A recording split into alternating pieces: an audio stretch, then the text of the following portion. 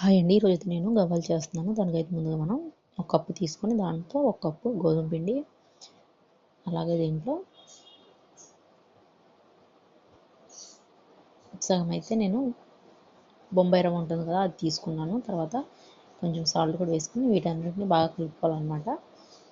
వీటన్నిటిని బాగా కలుపుకొని కొంచెం వేడి ఆయిల్ కానీ వేడి నెయ్యి కానీ మీకు ఏది కావాలంటే అది వేసుకోండి. నేనైతే ఆయిల్ అనేది వేసేసుకొని బాగా కలిపేసి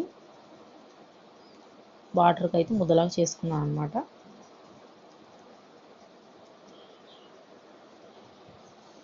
కొంచెం కొంచెం వాటర్ వేసుకుంటే ఇలా ముద్దలాగా చేసేసుకొని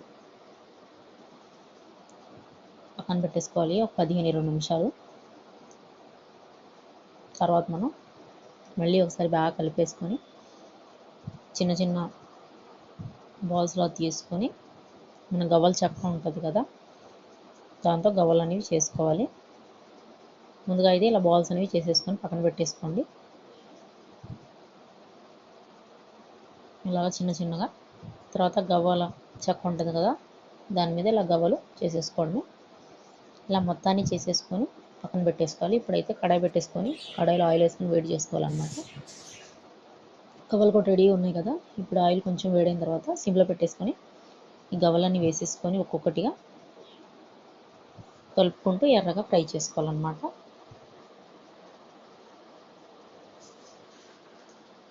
ఇలా మొత్తాన్ని కలుపుకుంటూ ఎర్రగా ఫ్రై చేసుకోవాలి.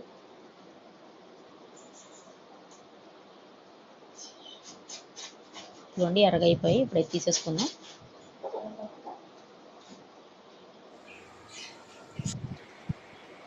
ఇలా మొత్తాన్ని ఫ్రై చేసుకోవాలి, పక్కన పెట్టేసుకోవాలి. ఇప్పుడైతే మనం పాకం పెట్టుకుందాం. ఒక కడాయి తీసుకొని దాంట్లో మీకు సరిపడా బెల్లం అనేది వేసుకోండి. నేనైతే ఒక కప్పుకి కొంచెం తగ్గించి వేసుకున్నాను.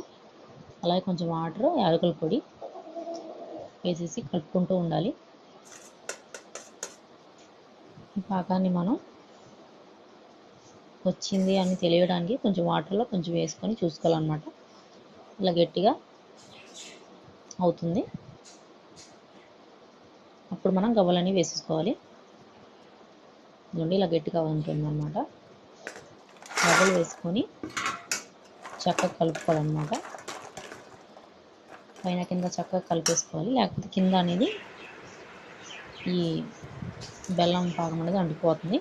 ఇలా కలిపేసుకొని చల్లారేంత వరకు కలుపుకుంటూ ఉండాలి. ఫైనల్గా మన గవ్వలు అయితే రెడీ అయిపోయి. వీడియో నుంచి తప్పకుండా లైక్ చేయండి, అలాగే ఛానల్ని సబ్స్క్రైబ్ చేసుకోండి. Thank you for watching.